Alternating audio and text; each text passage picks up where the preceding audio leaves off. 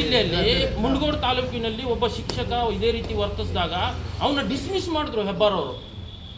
ನೀವು ಹೇಳ್ಬಿಡಿ, ನನ್ನಿಂದ ನನಗೆ ಹಿಂದ್ಗಡೆಯಿಂದ ಒತ್ತಡ ಇದೆ, ನನಗೆ ಮಾಡೋಕ್ಕಾಗಲ್ಲ ಅಂತ ಹೇಳಿ. ನೀವು ಒತ್ತಡ ಇದ್ರೆ ಹೇಳ್ಬೋದಲ್ಲ, ಮತ್ತೆ ಹೇಳ್ಬಿಡಿ, ಯಾಕೆ ಮಾಡ್ತಾ ಇಲ್ಲ ನೀವು?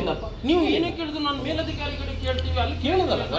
ನೀವು ವರದಿ ಕೊಟ್ರೆ ಒಂದೊಂದು 15 ದಿವಸ ಬೇಕಾ? ಇಲ್ಲ, ಒಂದು ವಾರ ಅನ್ನಲ್ಲ, ಒಂದು ವಾರದಲ್ಲಿ ಆಗುತ್ತೆ. ಇಲ್ಲ, ಆ ಶಿಕ್ಷಕನಿಗೆ ಅಲ್ಲಿಂದ ಸರ್ ಅಲ್ಲಿ ಆ ಶಿಕ್ಷಕನಿಗೆ ಅಲ್ಲಿಂದ ತೆಗೆದು ಬಿಟ್ರೆ ನೀವು ಆ ಸ್ಕೂಲ್ ಏನಾದ್ರು ಬಂದಾಗ್ಬಿಡ್ತದ? ಅಲ್ಲ, ಹೇಳ್ತಾ ಇದ್ದೀನಿ. ಆಗಿಲ್ಲ ನೋಡಿ, ಯಾರನ್ನ ಅವಲಂಬಿಸ್ಕೊಂಡು ಇಲ್ಲ.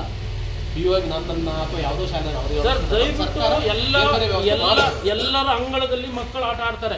ನಮ್ಮ ಮನೇಲೂ ಇದೆ, ನೀವು ಎಲ್ಲರ ಮನೇಲೂ ಇದೆ. ಮಕ್ಕಳ ಮೇಲೆ ಈ ರೀತಿ ವರ್ತನೆ ಆಗ್ಬೇಕಾ? ಆಗಬಾರ್ದು. ಇದಕ್ಕೆ ನೀವು ಆಕ್ಷನ್ ತಗೊಂತೀರಿ ಅಂತ ಭರವಸೆ ಕೊಟ್ಟರೆ ಹೋಗ್ಬಿಡ್ತೀವಿ. ಮನೆಯಲ್ಲಿ ಪ್ರಾಣಿಗಳಿಗೆ ಸಹಿತ ಈ ಥರ ಹೊಡೆಯಲ್ಲ ಸರ್. ಈಗ ಪ್ರಾಣಿಗಳಿಗೆ ಸಹಿತ ಮತ್ತು ನಿಮ್ಮ ಮುಖಾಂತರ ನಾನು DDPI ಸರಿಗೆ ಅಂತ ಹೇಳ್ತೀನಿ, ಅವನನ್ನು ನಿಮ್ಮ ಶಿಕ್ಷಣ ಕ್ಷೇತ್ರದಿಂದನೇ ತೆಗೆದು ಅವನನ್ನು ಯಾವುದೋ ಗಾರ್ಡ್ರು ಫಾರೆಸ್ಟು ಅಲ್ಲಿ ಪ್ರಾಣಿಗಳನ್ನು ಸಾಕುವಂಥ ಜಾಗ ಇರುತ್ತಲ್ಲ ಅಂತಲ್ಲಿ ವಾಚ್ಮ್ಯಾನ್ ಡ್ಯೂಟಿ ಹಾಕಿ ಅವನನ್ನು. ಶಾಲೆಗೆ ಮಕ್ಕಳು ನೋಡ್ಕೊಳಕ್ಕೆ ಬೇಡ. ಇದು ಒಂದ್ಸಲ ಆಗಿದ್ರೆ ಏನೋ